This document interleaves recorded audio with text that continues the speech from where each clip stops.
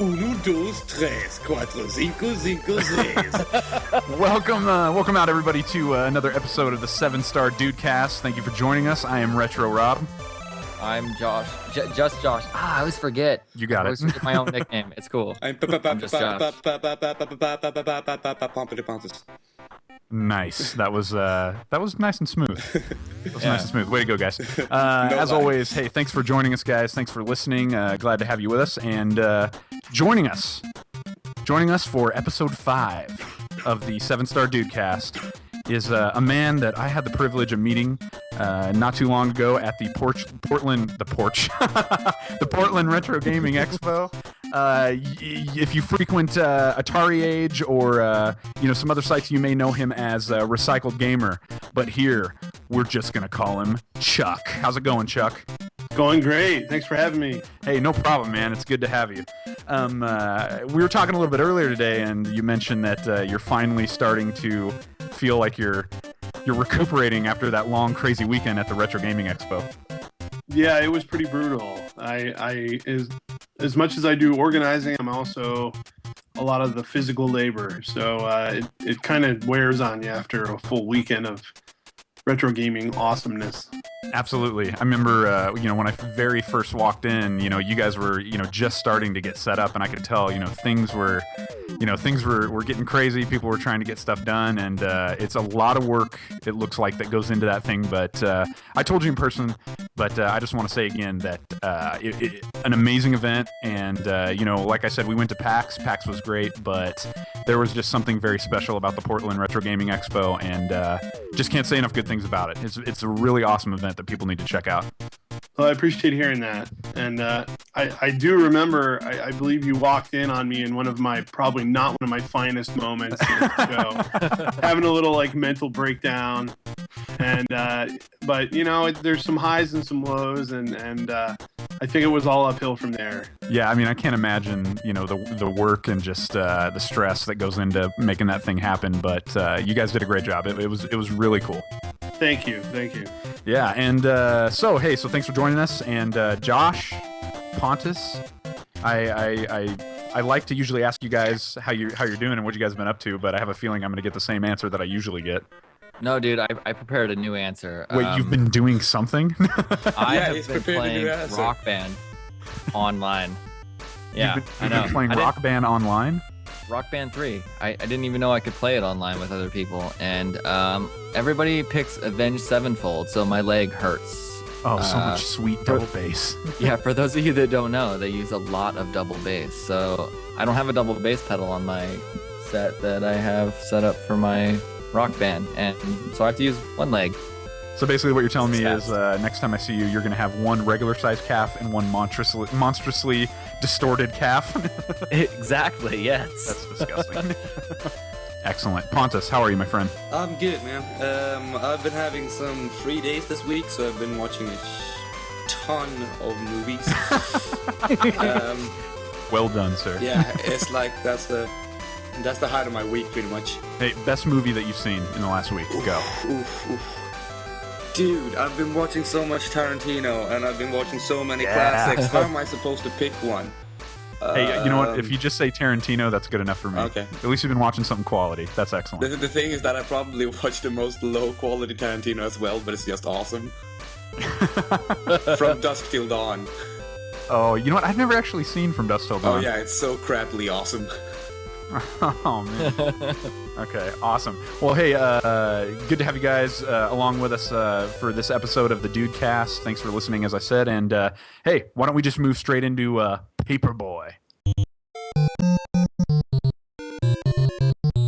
So this is Paperboy. Basically, we like to go around the table and just kind of discuss some cool news stories that we found around the web. And it sounds like my friend Josh is going to head us off. So go for it, man. What do you got? Well, if you don't know about it, then you don't care, and if you do, then you already know. But League of Legends Dominion is available now. It's a new map. It's a new it's a whole new game mode basically, and it is out.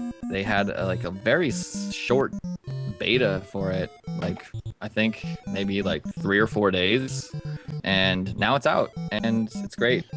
It's fun. It's fast paced. So you got to play it.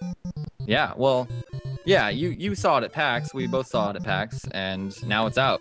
Well, I mean, by saw it at PAX, like I kind of looked up at a huge screen while some guy was yelling over the PA about somebody rushing the totems or something like that, and I was like, all right. Yeah, that's playing LOL though. Yeah. Yeah. That's basically it. Totems. That's what you got to do. Awesome. And scream a lot. So better or worse than the original map, in your opinion? You know what? It's just, it's I don't even know. It's equal. I like it. It's fun so far. I just need to figure out some strategy with it, and I don't know. It's different. It's more fast paced, and I like that. That's cool. It's a free download, right? You don't have to do anything special to unlock it. It's just you launch your client and you're done. Yeah, It'll download it, and yeah, it's just a new game mode. I might have to check that out. Chuck, have you ever had a chance to play any League of Legends, my friend? I have not, unfortunately. Let me ask you a question. Do you like crack? If not, stay away from League of Legends. Fair enough. No, I mean, League of Legends is kind of like you're having this abusive relationship pretty much, because not only do you get addicted by it, but you also have one of the, let's put it like this, one of the unkindest communities ever. You know, I wouldn't have agreed with you before, but I've been running into some really awful people in that game, so I think I have to agree with you now. It's like, yeah, it's a really fun game, and then you like meet the community, and it's like, yeah. It's like all the Call of Duty players take a break and play some League of Legends, basically. Yeah, but I mean, in a way, I can understand it because it's such a competitive game, and as soon as there's like one little mistake from you, the opponent gains from it, meaning that it's really a lot of anger that can be produced. Not even always the opponent. Sometimes it's your team. They're like, you suck. Oh, we should just surrender now. I wish I could surrender at 2 minutes. I'm going to rape your grandma. Exactly. Yeah, these people, some of them are just awful. That's pretty much where I stopped playing, because I couldn't stand that I couldn't give up when I was playing with a bunch of douchebags. Yeah. I mean, I didn't mind playing a game that I was definitely going to lose. I mean, I can accept that. But having people being complete bags of poopy, I mean, the little ounce of fun that's left in a losing game is removed that instant they open their mouth. Is it that the kids are like, that they're just rude children, or is it that they're so into the game that if you don't play at their level, they get angry at you? Both. You know, I think part of it is it's one of those, it's like those guys that you meet when you're playing WoW and you're running an instance with a pickup group, and like you don't know exactly how to handle the raid fight because it's your first time, and some dude is like freaking out and losing it because like you don't know the inner workings and the intricacies of how to like battle this boss, and he's like, obviously this is your first time on the raid, and if you don't know how to kite and how to lose aggro, then what are you even doing in here? You know, it's like that kind of junk. That's a cool voice. Yeah, I like that. You should do that all the time. It's just ridiculous. That's my Josh Lebeck playing Oh. LOL voice. No, I'm just kidding. Oh, cool. That's cool, man. Thanks. But anyway, Dominion's out, so play it. Absolutely. And, have fun with the douchebags. That's what I call a segue right there. Pontus, what do you got for us? Well, you gotta keep on rolling, man. So a couple of days ago, there was this old game that was released on iOS. It's an old adventure title. No, it's not really an adventure title. It's more like flashback style. Oh yeah. Moving slowly, doing things even slower. Oh, you watch your mouth. I don't say that it's bad. It's the game called Another World. Out of This World for the American audience. No. Oh, it is? Yeah. It's actually over here. It's called Out of This World. Well, I'm on an American website and it says Another World. Oh, whatever. That's ridiculous. Yes, but so's your face. Yeah, But yeah, it's just it's out for the iOS device. It costs $5 and it's an awesome old title. So I really recommend that you get it because it's a good game.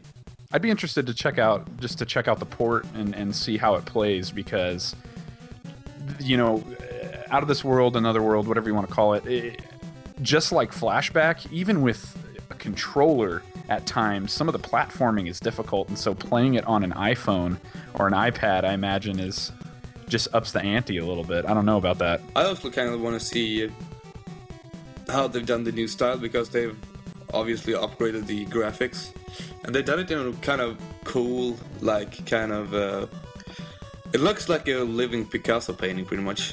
Oh, that sounds awesome, actually. Yeah, it's like they have, instead of just making, Another World always looked like kind of like had some interesting shapes. Yeah. Rather than having everything completely round, and it's just pretty much that, but in HD instead, so it's not really pixely at all. Sweet. Hey, Chuck, you, as a retro gamer, you've got some experience with Out of This World, correct? I don't actually. Oh man, I remember it, but in fact, while you guys were talking, I was just peeking over some information here about it, and now I think I need to check it out. It's amazing. Yeah. Have you played? You've played Flashback? Oh man. Oh God, Chuck, what are you doing to my heart? No, I'm this funny gamer. I'm so into like arcade games and that style of play that. Yeah. Just FYI, if you're on the show, if you don't want Rob to come after you with a blunt hatchet, I recommend that you play Flashback. I love that game. Yes, we know. Yeah, Rob doesn't know that I've never played it, so I could be kicked off of Retro Hunters pretty soon. Bro, you're just gonna have to come over and play that game. It's amazing. Oh my God. All right, hey Chuck, what do you got for us, man? As far as news is concerned, I just happened to notice that tomorrow is the 15th anniversary of the Nintendo 64 in North America. It was released on September 29th of 1996. Wow. That made me feel old.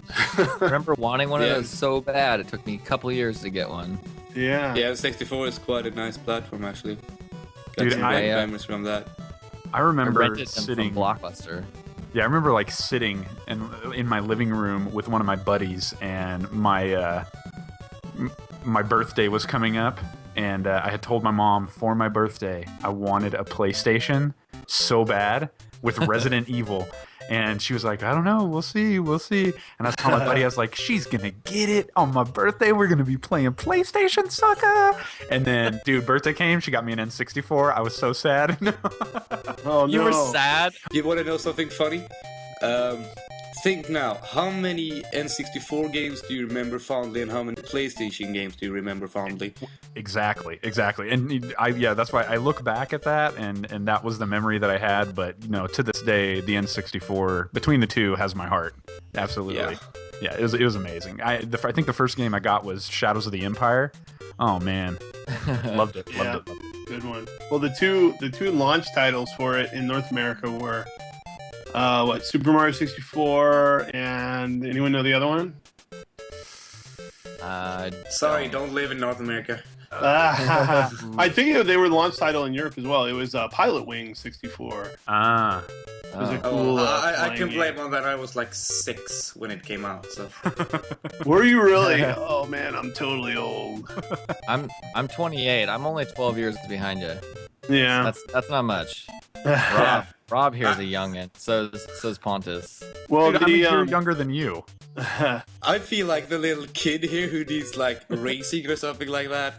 Be like, oh, how's the little baby boy? No. Yeah, well, the European release date for the 64 was March 1st of 97. So Pontus, you can celebrate a little birthday party. I told you, 6 years old. Yeah. Yeah, you're in that age group where when we talk retro, you're like, yeah, man, I remember playing Blast Core. It was so old school. And it's like I sit there and go, oh god, man, you have no idea. Do you want my fist to be shoved up your face?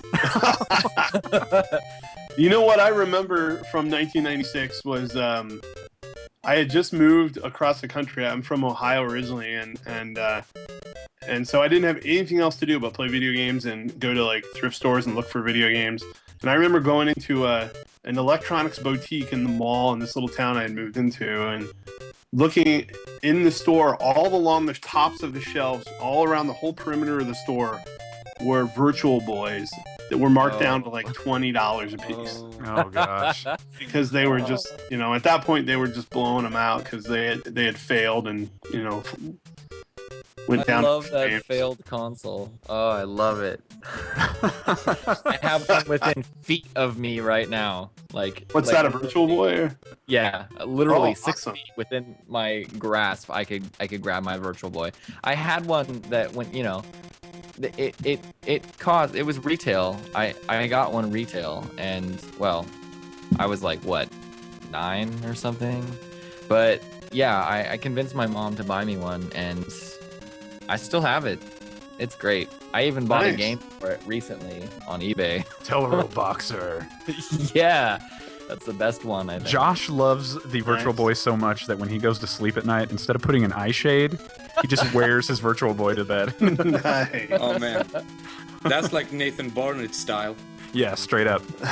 He built a strap for his Virtual Boy. The only Yeah, thing I don't- better would be if you would get the same light suit he has.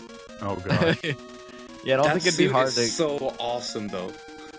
Oh, he was just in Portland at Ground Control Arcade, and so I saw his show. I went to his afternoon show so I could take my son, who loves him. And that Virtual Boy suit he wears is actually a snowsuit, and it was like 90 degrees that day, and I thought he was going to die. Oh my He's gosh. dancing around in the man. arcade in this snowsuit, and he finally had Wow. to take it off. Yeah, he's nuts, man. When we were in Ground Control, I saw some photos from the show, and I'm just like, dude, Keith Apicary was in this building not too long ago. I need to lick the floor.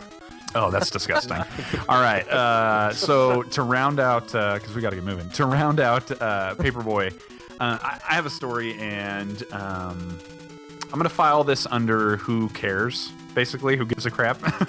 I don't know if any of you guys have ever played, I'm sure you're all familiar with it, but I don't know if you've ever played City of Heroes.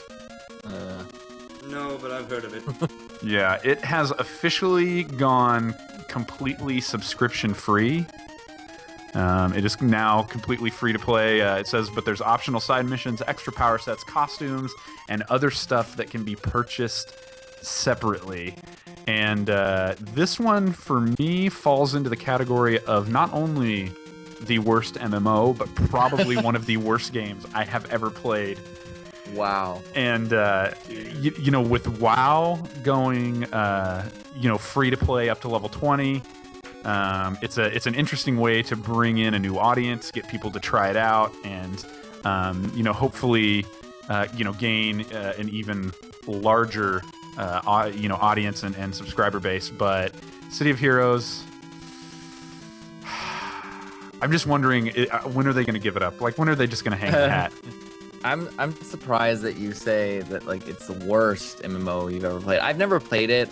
I have a friend that's really was really into it when it was out, and like he was trying to convince me to play. He made me make a character on his account, and I played it for like 2 or 3 levels, and I was just like, dude, I'm not interested in this. This is not what I want to play. And I don't know, but he was really into it, and a lot of people were. So like, it was really the worst MMO you've ever played.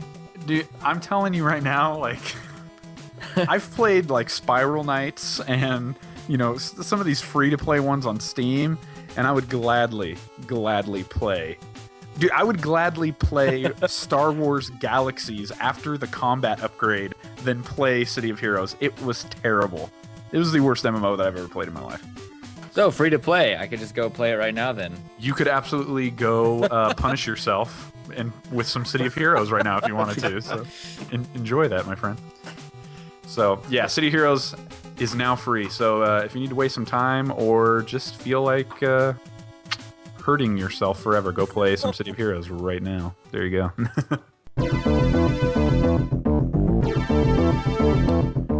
All right, so that brings us to flashback, and as usual, we just like to take a journey into the past. And this time, our topic was recommended by a G1, a fan of the show, since almost, I would say, the beginning. We're talking about Mr. Brent Wright. and his suggestion was he wanted to hear about ye old PC gaming. So I'm assuming he just wants to hear some of our, our old PC gaming memories. And I thought he wanted to hear our old man impressions. Oh, totally. And so I'm pretty sure that amongst this group of fellas, we got some interesting old school PC gaming memories. And I'll go ahead and start us out. I think I was originally introduced to gaming through the NES, but the family, it was actually a couple who owned the NES. They were our neighbors. The husband actually was pretty heavy duty into PC gaming also, and we were neighbors with them for a long time. And so, Tecmo Bowl, Super Mario Brothers on the NES, they kind of paved the way through that. But once I got a little bit older, he actually introduced me to some PC gaming in the form of some of the classic Sierra adventure games. And Leisure Suit Larry? No. You're getting ahead of me. You're getting ahead of me. Sorry. I didn't mean it. I think the first one that he introduced me to was Space Quest with Roger Wilco, and dude, that's awesome. From the beginning, I was absolutely in love. I didn't get a lot of the jokes, because it was aimed towards an adult, not an adult audience in the sense of the jokes were basically for adults. It was, appropriate and stuff like that. But just loved it, man. And I have to say, if I had to choose a Space Quest that was my absolute favorite, I got to go with number 5. And I don't know if any of you guys have played through the Space Quest games, but I don't know. Have any of you guys played through the Space Quest games? Negative. I haven't played through them. I've just seen some of them. I've heard that they're supposed to be great, so... They are absolutely insane. I would, and like I said, number 5. For some reason, I think what it was about number 5, and if anybody listening has played through the Space Quest series, hopefully you know what I'm talking about. The thing about number 5 is that the series is known for, it's a classic point-and-click adventure game. It's known for its quirky comedy and, just wacky antics and all that stuff. But number 5, at this one certain point, it brought in a little bit of some dramatic pieces to it that seriously got your blood pumping a little bit. You were you weren't laughing anymore. You were kind of holy crap, what am I going to do? I got to figure this thing out. And it was just awesome. If you guys have never played that series, definitely check it out. And if you're fans of King's Quest, which I grew up on also, which was awesome. Didn't get to play a lot of the Police Quest ones, but if you're a fan of King's Quest, check out Space Quest. It's a little bit more quirky than King's Quest, but it's really good. And in regards to Leisure Suit Larry, yeah, what that came down to is he had all the boxes on a shelf, so I'm just plowing through these games, just loving them. And dude, I see that one right there. I'm like, oh, what is this one? He's like, yeah, you can't play that. Nice. Man, yeah, so that's funny.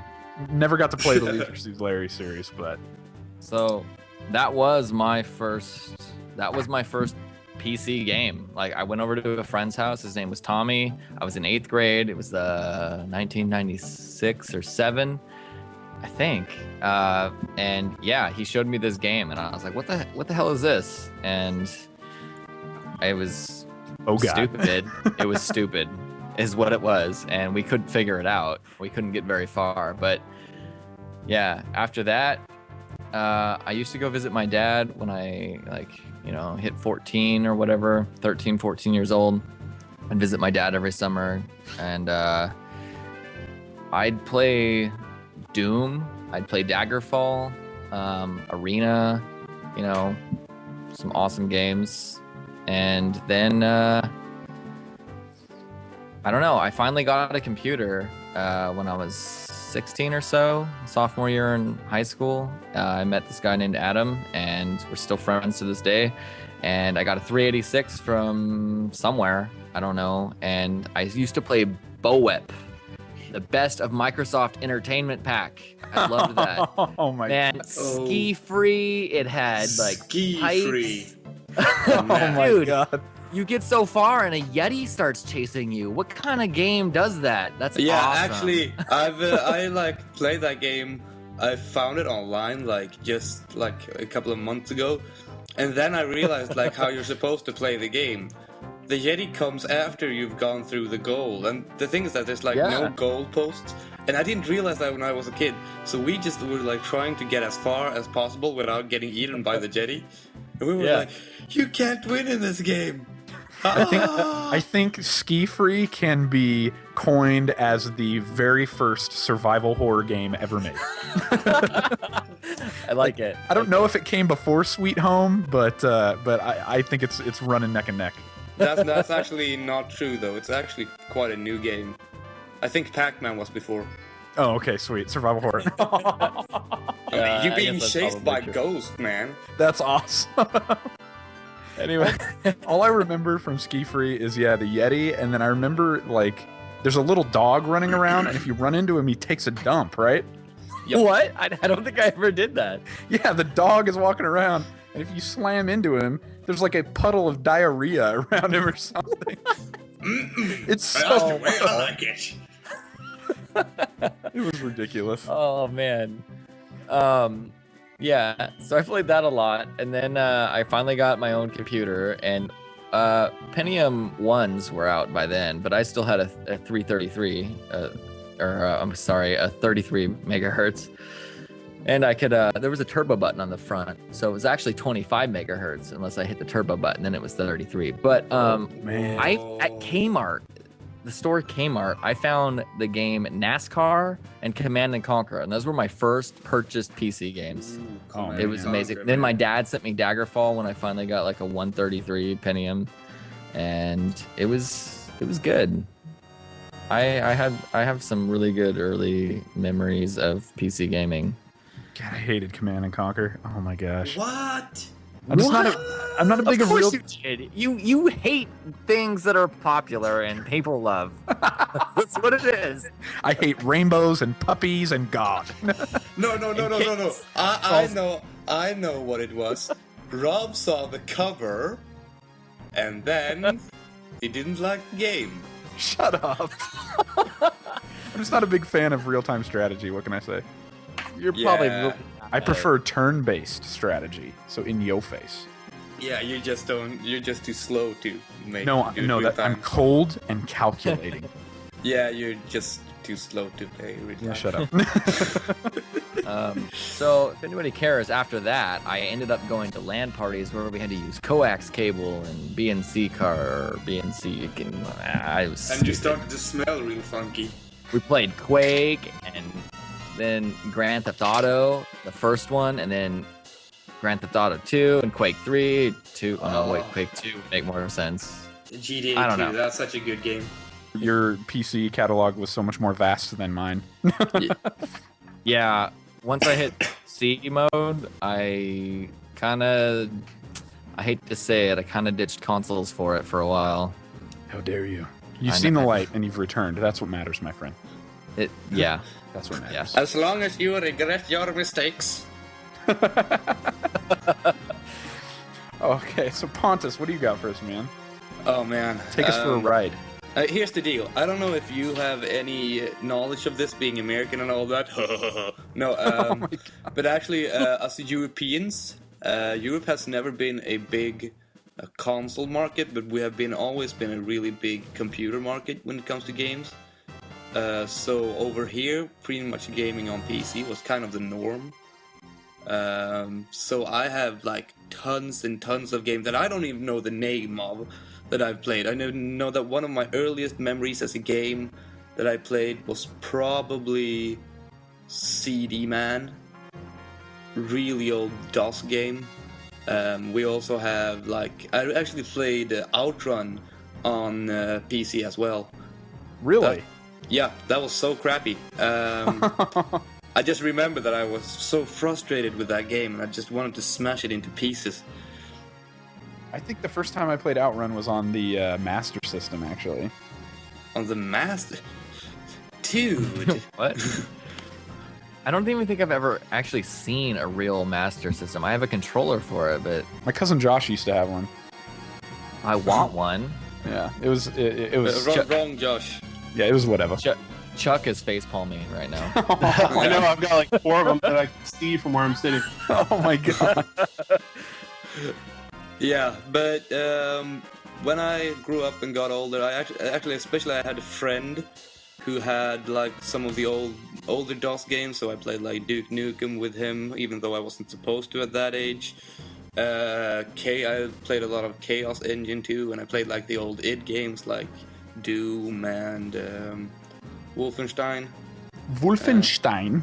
Yeah, that's what. Yeah, believe it or not, but it's not pronounced Wolfenstein. It's called Stein. That's how I learned all my German was from that game. Wolfenstein. In any case, yeah, and then the thing that really got me into gaming from a PC perspective was actually like these CDs that you used to get with like tons and tons of shareware games. Oh yeah. And I mean, every time we got one of those CDs, I like took it and installed all the demos on our computer. My mom would rage. It takes like an hour for your computer to start up. It was totally worth it. But I think I totally burned out our computer by doing that, but still totally worth it. Awesome. And especially that's kind of like how I got to know like one of my favorite guys out there, one of my then favorite developers that has now gone to Jizzles, called Bullfrog. If you've ever heard of those guys. Oh man, I have. What do they do? I know I've played something that they do. They did Populous, they did Syndicate, they did... I'm thinking Syndicate. Yeah, they also did Black and White. They did, what's it called? Dungeon Keeper. Mm-hmm. But yeah, it was actually Peter the Snob Molyneux's first company. And I remember I told you that like a while ago. I'm like, oh no, not Peter Molyneux. The thing is that back then he was much better. He wasn't such a douche. And he was just like... You really notice that on the Bullfrog games. Like the first game in the series is always kind of like unpolished and kind of ish good. It has tons and tons of creativity, but it's not very well balanced and stuff like that. And then the second in the series usually comes along and fixes all those issues and makes it much more balanced and still keep much of the original creativity. Sweet, man. So why don't you round us out, Chuck? Tell us about your PC gaming exploits of yore. Yeah, well, I was really, I don't know, I guess it depends on how far back you want to go, because I remember getting a magazine in the mail and sitting down at my Commodore 64 and typing in the programs. But in the 90s, in probably the mid to late 90s, I worked at a place in Portland here. It was an agency that built websites, and of course that was all very new then. So everyone was really young, and worked a lot of hours. And 5 o'clock would roll around, and we'd turn all the lights off and get the beer out, and it was all first-person shooters all the time. Nice. So I really cut my teeth on. I think we started out playing Quake 2. And then when Half-Life came out, we totally played Half-Life until Team Fortress Classic came out on the Half-Life engine, and that was the end. I mean, Team Fortress Classic, I knew every square inch of every map, and I would just own that game. Absolutely. So much fun. So good. Yeah, I remember the first time that I got to play TFC, and I just it was unlike anything that I had ever played before, because I was used to yeah, I could play online. I had played Diablo or something like that, but I don't know, man. TFC, played a little bit of Counter-Strike, but yeah, man. Even to this day, there's something about TFC, even more than Team Fortress 2, that I would just go back and I would love to play TFC, because it's just there's something about it. It was awesome. There are still servers now, and people play it. Yeah, and there's 4 or 5 core maps that everyone knows, like 2 forts and all those that are just burned into my brain. Every little turn is I remember it, And I'll never forget the first time I played that game and I saw someone like rocket jump, and I was like, "What is this going on? What just happened to that guy?" Or how about the first time you ever experienced an enemy spy, lose his disguise right in front of you? You're like, "Oh God!" Stabs you in the throat. Like, "Oh, okay. Well, I guess I'm dead now." That and one of the things that was always maybe even freakier than that is seeing an enemy medic running at you, like thrusting the like, med kit at you. No, yeah, he's got his medical bag out in front of him, and you're like, that's like the worst weapon ever. Yeah. And all your own dudes are shooting at you because they don't want you to come back in the fort. Exactly. Yeah. Tossing grenades and holding up inside the spawn. Like, no. Yeah. Good times. That was a great game. All right, so hey, not bad for flashback, my friends, and excellent recommendation by Brent. We thank you for that, my friend. And hey, why don't we move right into Totally Rad? So this brings us to Totally Rad, which is just a little segment where we like to go around and share either a piece of content or just something cool that we saw on the web that we want to share with the community, that we want you guys to know about. So Pontus, what do you got for us today? Well, I've got a little Totally Rad that I've talked about this game so much on the podcast already, and hence I'm going to talk even more about it. Beautiful. Yes, because it deserves it so much. It's such a good game. But yeah, the Humble Bundle. If you don't know what the Humble Bundle is a bundle of indie games that are pay what you want. Choose yourself what you want to give the money to. If you want to give it to charity, or if you want to give it to the developers, or if you want to give it to the Humble Bundle site themselves. They've done these bundles in the past, thrown in a couple of indie games in there, and now they've launched the Frozen Synapse Bundle, the Humble Frozen Synapse Bundle. Beautiful. It's so beautiful. That's a really good I can't submission, even- man. I'm crying just thinking of it. It's so beautiful. So what's included? So what's included? What's included is Frozen Synapse. And that is technically all, but if you pay over the average, of which pathetically is $4.54, meaning that the average thing that people pay for it is $4.54, which is pathetic. But if you pay over that, you will also get the Humble Frozen Bite bundle, which includes Trine, Shadowground Survivor, and Shadowgrounds. And you also get Splot, which is a game in development right now, and you also get Jack Claw, which is a prototype bonus. It's an old prototype. It's kind of what would happen if Bionic Commando, the 3D version, was actually an interesting title. Well played. Did I remember you saying something about the soundtrack coming with it as well? The soundtrack comes with it, and for you who don't know, the Frozen Synapse soundtrack is top notch. It was very good. It's indeed very good. I just discovered the is it Deus Ex or Deus Ex, or how do you Deus I don't know how Ex. you anyway, the soundtrack for that game I just recently kind of discovered because I'm playing through it right now, and it's amazing. Kind of reminds me a little bit of the Frozen Synapse one. Yeah. With this, it's like if you get an opportunity where you can package something where you get the soundtrack, even if you're not a big soundtrack person, just do it because it's quality. It's really good. Yeah, the Frozen Synapse the soundtrack is actually...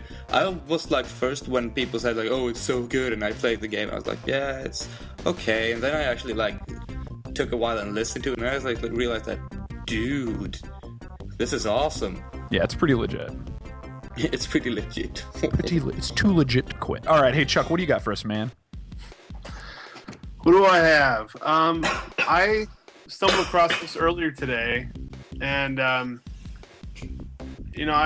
been doing a lot of research on YouTube channels lately. As part of the research, for the Game Expo, we're trying to find people who are doing interesting things, and I stumbled across this thing called Tales of Video Game Fails.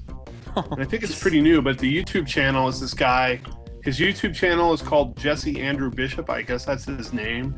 It's just all one word, Jesse Andrew Bishop. And he's got 3 videos posted so far that he calls Tales of Video Game Fails. And he's profiling video game historical systems or items that are fails. They're not really complete failures, but they're all really interesting. And the first one he did was the Sega Channel. Do any of you guys remember that when you could get your Sega Genesis hooked up to your cable TV? Oh yeah. I didn't. Oh. I couldn't do that. I got my Sega with X-Band. X-Band, yeah, with the That modem. was similar. That was really similar. Yeah. X-Band was phone based though, right? You dialed in. Right, yeah.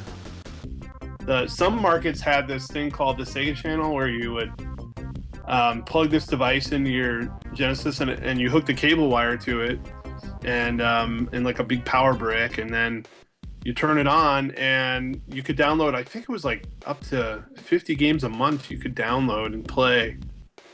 Pretty amazing thing, but I guess they never recouped their money on it, and most of the cable providers ended up dropping it. But if you check this guy's video out, he's got a really great profile of how that worked. The other two he did were on the Atari Jaguar, and he's got a few little interesting facts in there that I didn't even know. And then the other one is Nintendo Virtual Boy, which I guess is probably the more famous fail of video game history. So I'm kind of curious to see what else he'll come up with. That sounds pretty rad. Yeah, I remember the Sega TV, Sega Channel, whatever it was. That was the first time I ever got to play the game Skitchin. Oh yeah. And I don't know if you know, Josh or Pontus, if you guys have played Skitchin, but dude, that is a good game right there. No, I have not. Imagine Road Rash, but on rollerblades. Yeah. And like, oh, man. you can like grab the bumper of cars and like be doing like 60 miles an hour on rollerblades. Like, it was rad, dude. It was really cool. There were a couple of games I think that were not released in North America on cartridge that were really great games, and I wish I could remember the titles, but they're in that guy's video that were available on the Sega Channel that were really great games. Yeah, so we'll have to check that out. So you said that his channel, it was Jesse Andrew Bishop? Yeah. Awesome. Jesse, Jesse Andrew Bishop. And not a very exciting name, I guess, or one that's easy to remember, but I came across this on Nintendo Age today, and I guess I think he may have posted it himself, and I ended up watching all three of them because they were all very interesting. Sweet. I'm going to have to check that out as soon as we get done here, my friends. All right, so for me, I have two submissions, and I'm gonna make one of them quick, and then they're gonna tie together in a very subtle way. So my very first one, my real quick one, is today I was on YouTube. I was messing around, checking out some channels that we are subscribed to. One of them was Indie Game Searchlight, and at the beginning of one of his episodes, I saw a quick clip of a game called Project Zomboid, and I'd never heard of it before, but the picture that I saw intrigued me. So I looked it up, and went ahead and got the game. And if you've never heard about it, if you've never seen it before, it's an isometric zombie survival RPG that is it's in like a pre-alpha stage right now. So it's definitely not complete. Like, it's buggy. There's a lot of issues with it, but what they have on the ground floor looks really intriguing. The plans they have for it sound really intriguing. I think if they can get the support, if people can get behind this project, I think it's going to be a really rad game. So if you've never heard of it, check out projectzomboid.com, it might be .org. Anyway, it's in the description. Check that out. And it's really cool. And how that ties in, zombie survival, horror, brings me to my main totally rad submission, which is a channel that's actually featured on our YouTube channel. And it's a couple of guys that I went to high school with who basically started a channel called Station Ox, and they do a series called Dead Air. And it's basically these two guys, Joe and Ed, and they are just two regular guys who talk about horror movies and just kind of in a really funny way kind of break them down, do commentary on them, and just kind of, I guess, kind of review them in certain ways. And it's just really cool. It's just these two guys who you can tell that they're doing their best production-wise, but you can see the heart, you can see the passion that they have behind it, and so they don't have a lot of subscribers, but you guys should really go check them out. It's like I said, the channel is called Station Ox, the show is called Dead Air, and it's featured on our YouTube page, but it's also going to be down in the description. So go give them a look, and you'll have some good laughs. So, anyways, check that out, Station Ox. Josh, how you doing, buddy? Great. You got something? Yeah. So actually, my thing was the Humble Frozen Synapse bundle, but that's okay because last week I took Woody Man's. So It's called karma. I found something. Yeah, I know. I'm not sure how I feel about this, but Angry Birds. You guys have heard of the game, right? Yes. This isn't really like something that is totally rad. It's kind of totally not rad. But Oh, it's anti-totally rad. yeah, so is that okay that I do this? Can we run the music in reverse real quick? The headline of this article is Angry Birds is bigger than Mario. So Whoa. Angry Birds is Get more the knives, popular people. than Mario. I mean, I don't think I like that, but it's true. I can see the numbers right here. Wait, how did they make that judgment? Well, Nintendo reported that Super Mario series has sold 262 million copies worldwide, but Angry Birds, just the original version, sold 350 million. Okay, So that I'm not doesn't- sure this is really that rad. It's really unrad. No, It's really- that's ridiculous. That's like, okay, Mario when it first came out was what, like $50? And Yeah. in its prime, you might have had to pay $4.99 for Angry Birds. I'm gonna say that Snake on the Nokia 3310 was actually a bigger game because it came with it for free. Or no. Solitaire on the PC computers. That's the biggest game ever released. Or Minesweeper, that's a good one too. That's so stupid. That's like saying Angry Birds is officially bigger than Ferraris. It's like there's a Yeah. reason why. yeah, Yeah. I mean, it shows right here that the MSRP is 99 cents. So, That's I mean, ridiculous. And how much money have they made on it compared to the Mario series? And how many people know of it compared to the Mario series? The question is not really what's a bigger series. It's not really like how many people have bought it. It's more about how many people know of it. And I still think more people know of Mario than of Angry Birds. this isn't a very good, totally rad submission. No, you know what because will be it's totally rad? This is a news story that's online. Yeah. Okay, what'll be totally rad is we'll put the link in the description. Everybody listening, just go spam that news story with just go flame them. Go flame them so hard. That'll be beautiful, and that'll be totally Yeah, rad. it's also from IGN, so you Did know, Destin you write can- this article? Oh yeah. Let's blame Destin. Let's blame it all on Dang Destin. you, Destin. The Destinator. Yeah. All right, everybody go spam sh- Destin's Twitter right now. I just found the author Brian, and I thought it said Destin because it's Justin Davis. Oh. I thought it said Destin. Don't call him Dustin. Oh, he'll freak out. No, I Destin. didn't. No, I thought it was Destin Javis.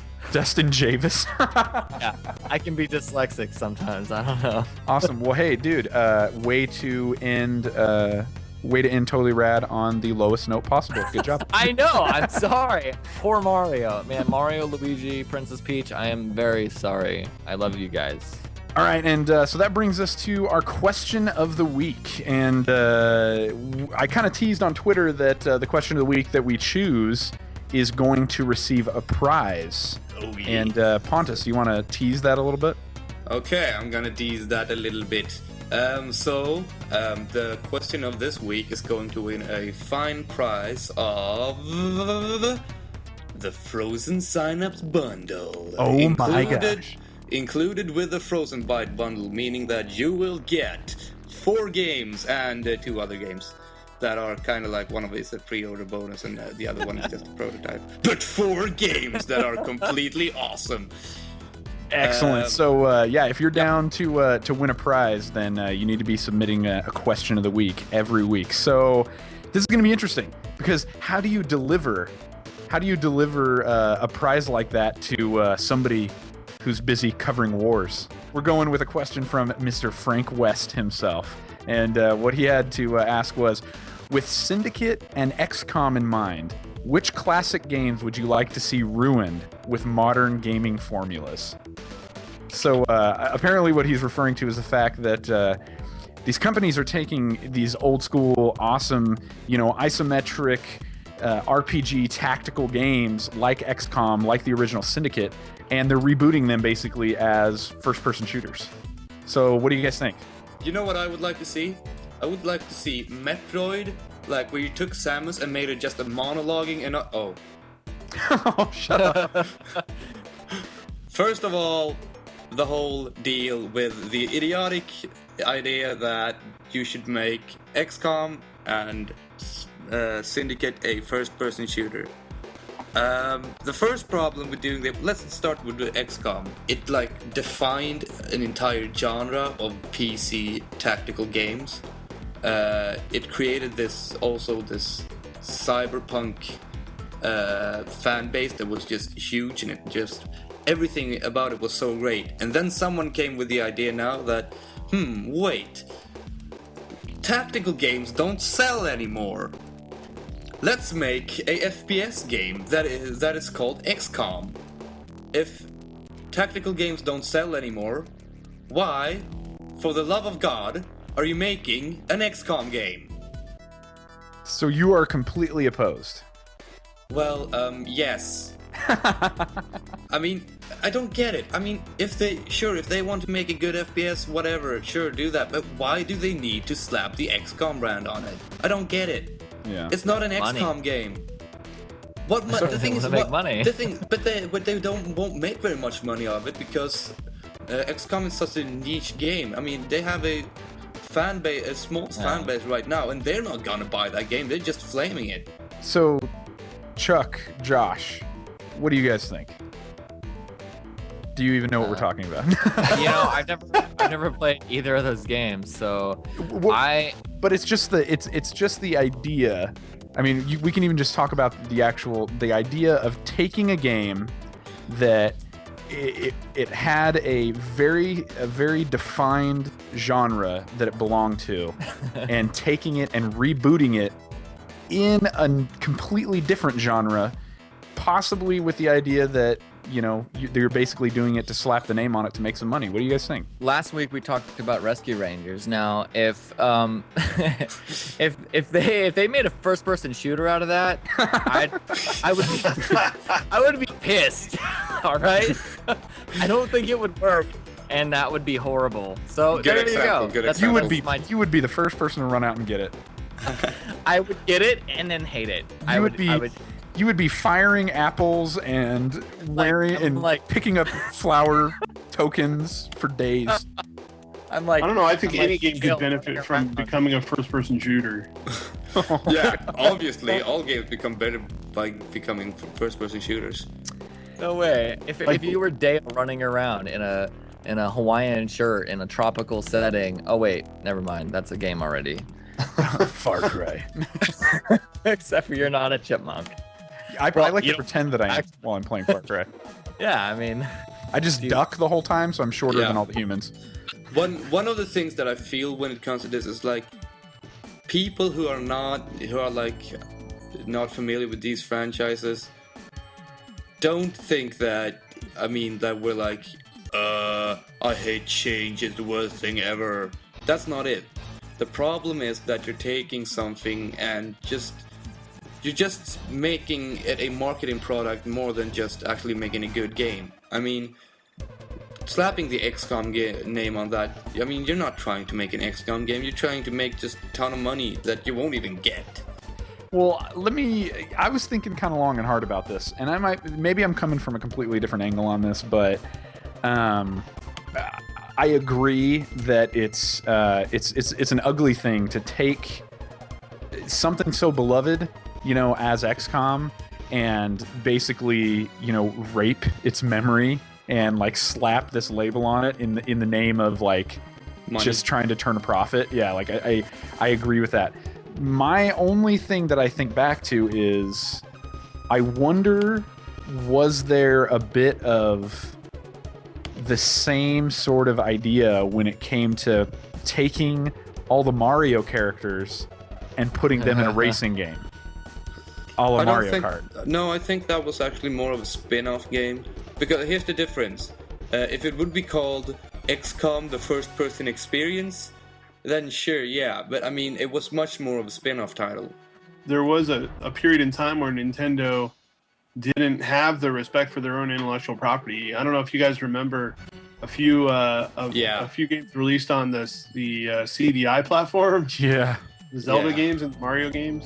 Yeah. That was pure money. That was like Nintendo cashing the check and saying, yeah, here's Mario, help yourself. And they were horrible games. Yeah, I was going to say, you know, as far as my choice for which one I'd love to see ruined, I was going to say I'd love to see Flashback, but guess what? They already did it. It's a little game called Fade to Black on the PlayStation 1, where they basically took the, you know, the side-scrolling, you know, platform adventure and turned it into a third-person 3D shooter type thing. Like it was just ridiculous. So I know. I just realized I know exactly what franchise I would like to see ruined. I would like to see Call of Duty being turned into a good franchise. What about Call of Duty Racing? That would be awesome, man. You like call in the AC-130 while somebody's in front of you on the track. That would Call be of Duty awesome, Kart. Yeah, Call of Duty Kart. Call of Duty. Call of Kart. Oh no. Card of Duty. Card of Duty. See that works in two ways too. Card of Duty. Episode DOD. title right there. Card of Duty. Call So of Duty. awesome. That would be. You know what? I would download it. I'd get the demo. Probably wouldn't buy it. Yeah, that's worth a 90-cent iPhone app, I think. I might do it as a trade-in. Yeah, and it can be better than Sonic or whatever. Awesome. Well, on that note, excellent job. Thank you, Mr. Frank West, and we'll be getting a hold of you somehow through the zombie apocalypse to send you your Frozen Synapse bundle. Hope you enjoy that, my friend. So unfortunately, that brings us to the end of the DudeCast. And hey, Chuck, I just want to say thank you so much for joining us, man. It was my pleasure, guys. Yeah, as always, as I've said 100 times, you know, to you, and I've said it online, and I've said it during the podcast. The Portland Retro Gaming Expo was such an awesome event, and it was just really a pleasure for us to be a part of it. And I guarantee you, next year we will be there with bells on. Both of absolutely. us. Yeah, both of us. We were very privileged to have you come out and join us, and definitely, Josh, you got to come next year. I Gotta will make it be happen. there. Yeah, I have a little present for Josh from the expo, and I have to say, Chuck, I wanted to once again say thanks to you for the deal that you gave me on a certain game. I'm not going to mention it yet because we're going to do some reveals for all the games I got, but you had a physical copy of one of my favorite Super Nintendo games, and I've only played it through emulators. I'd never seen a physical copy. You had it, and you gave me a deal on it, and that meant a lot to me. So thank you so much, man. Oh, no problem. And yeah, so and like I said, I'll have a video that'll be coming up on our channel in not too long from now. Just kind of some of the highlights and some of the cool stuff that went down there. So be checking that out. And Pontus, what do you got coming up, man? School. Excellent. Can we look forward to some music in the near future, my friend? Maybe. I've had some ideas of doing a chiptune cover of a certain song that probably you have never heard, but I don't care. But we'll see. Maybe, maybe not. We'll see what happens.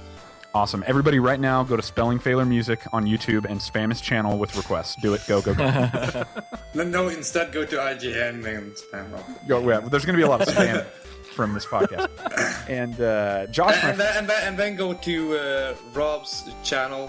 No, go to Rob's Facebook page and tell him to stop judging games by its cover. Don't do that. Okay, so Josh, what about you, man? What do you got coming up? Actually, this week I hope to get my contest video out. You know, it's not much, but it should be fun. I think you'll like it. Yeah, I talked to you about it a little bit, and you know, I think it'll be good. But I hope to get that out by the end of the week, and I don't know if that's gonna happen. But but that's what I'm working on. Awesome. That was a good teaser. I'm looking forward Yeah. to it. I want to see it. I want to see it. And hey, coming up in the world of Retro Hunters, we will definitely have an episode coming your way the third Thursday of October, and looking at some different possibilities on what to do there. You talked about maybe doing a hunt, but have a few other things up our sleeve that we're kind of excited about that we kind of want to share with you guys. So definitely be looking for that. Also, during this month, be looking for my video from the Portland Retro Gaming Expo. Good times there, and hopefully, if all goes well, another Rob and Josh Conquer the Classics, Toe Jam and Earl. Yeah. So Nice. I can guarantee you, it is going to be so frustrating. Oh my gosh. For Rob, he dies a lot. He jumps off the edge and things. Oh my gosh. This might be, we got lucky, or we didn't get lucky. Turtles in Time, Unlimited continues. There was no doubt that we were going to conquer that one. This one, I have some doubts. This one may do us in, so we'll have to see. So that'll be coming your way. So as always, stay tuned to the Retro Hunters YouTube channel. You can check us out at facebook.com/RetroHunters. Follow us on Twitter at the Retro Hunters, at retro_Rob, at IamJust_Josh, right? Wow, yeah. Dude, I got all this down. I don't even know. That's right. At Spelling Failer if you want to follow Pontus. And hey, Chuck, you're on Twitter too, man. Absolutely. Where can they follow you? It is Retro Gaming Expo. There you go. So if you're a Twitterer, a Twitite, I don't know if that's even a thing. Anyway, you can follow them there. Yeah. If you're a social networker, you can do all that stuff. So excellent. So hey, thank you so much once again for joining us for the 7-Star DudeCast. As always, I am Retro Rob. And I am just Josh. And I am Papa Pontus. And you're Chuck. Indeed, I am. Chuck. That's right. Thanks for listening, guys. We'll catch you next time. Oh,